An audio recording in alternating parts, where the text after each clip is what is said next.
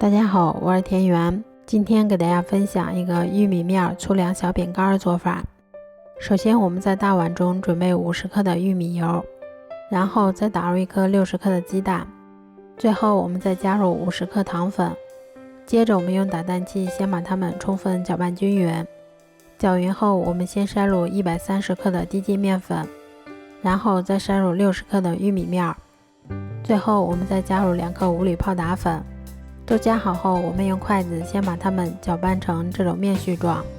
然后再下手把它们揉成像这种偏软一些的光滑面团。揉好后，我们取适量的面剂，先把它揉成圆球，然后再把它轻轻的按扁一些，像这样我们的生胚就做好啦。都做好后，先把它们依次放到铺有硅油纸的烤盘里面，接着我们在表面先给它刷上一层鸡蛋液，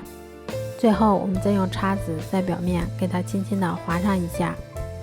接着我们再把它放到烤箱里面，烤箱中层上下火160度，烤20分钟左右就可以啦。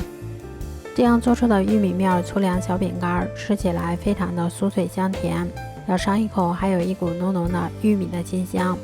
如果喜欢的话就试试吧，喜欢我的视频就关注我吧，谢谢您的支持。